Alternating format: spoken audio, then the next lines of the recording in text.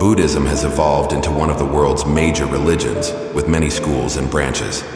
But if we go back to the source, Gautama Buddha, who was born a prince and later became enlightened as the Buddha, we find a collection of teachings named the Dhammapada. The Dhammapada contains profound wisdom for those seeking a tranquil mind. 1. Attachment leads to suffering. One of the fundamental teachings in Buddhism is that attachment leads to suffering.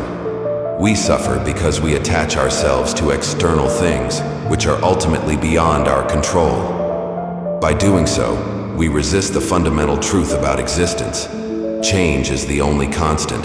Our youth and looks fade with time, the people we love will disappear, and our successes will eventually end. The key is to appreciate what's happening in the moment, acknowledge its impermanence, and be willing to let it go.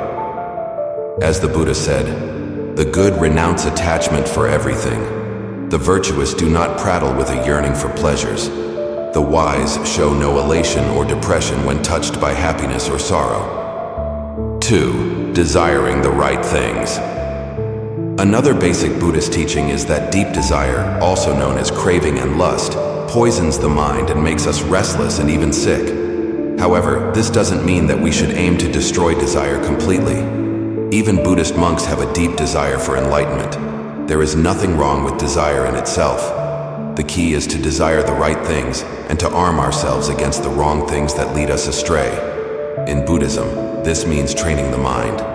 As the Buddha said, "Just as rain breaks through an ill-thatched house, so passion penetrates an undeveloped mind.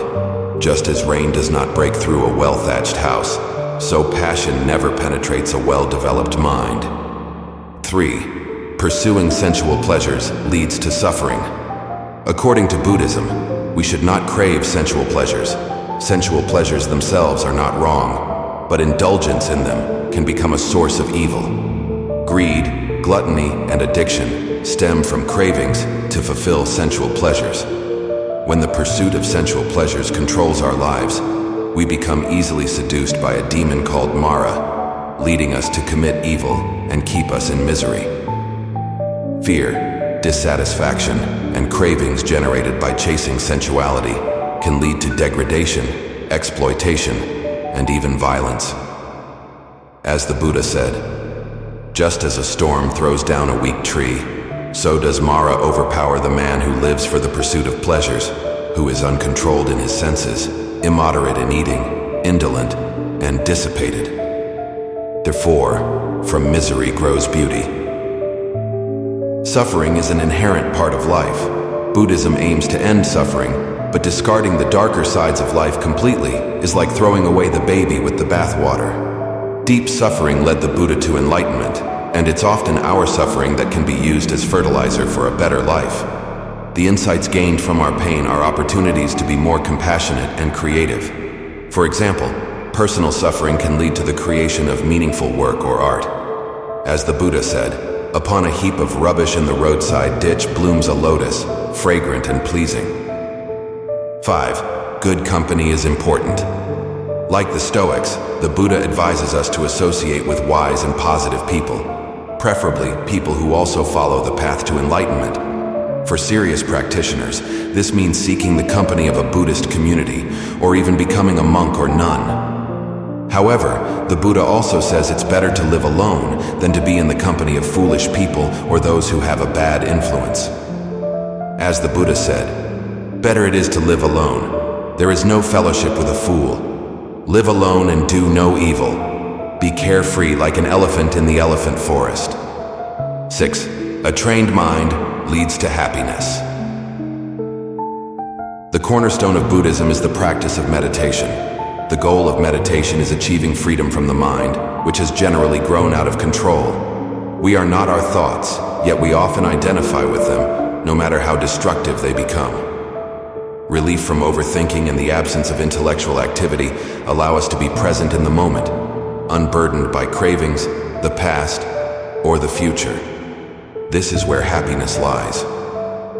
As the Buddha said, "He who delights in subduing evil thoughts, who meditates on the impurities and is ever mindful, it is he who will make an end of craving and rend asunder Mara's fetter."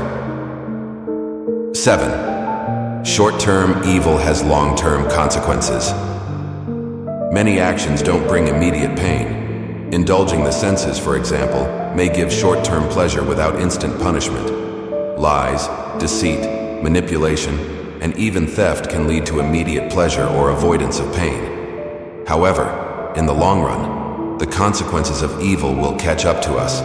We may become addicted, with our lives dictated by uncontrolled cravings. Lies and deceit can make us untrustworthy to others and ourselves. Buddhists believe in karma, the spiritual principle of cause and effect, and reincarnation. If we don't face the consequences of our evil deeds in this life, they will manifest in future lives as a bad rebirth. As the Buddha said, "It may be well with the evildoer as long as the evil ripens not, but when it does ripen, then the evildoer sees the painful results of his evil deeds." According to Buddhism, attachment leads to suffering. Desiring the right things is essential. Pursuing sensual pleasures leads to suffering. From misery grows beauty. Good company is important. A trained mind leads to happiness, and short-term evil has long-term consequences. These teachings from the Dhammapada, combined with personal interpretations and study, offer profound wisdom for achieving inner peace. There are many other Buddhist scriptures to explore if you are interested. If you have more Buddhist wisdom to share, please add it in the comments. Thank you for watching this video.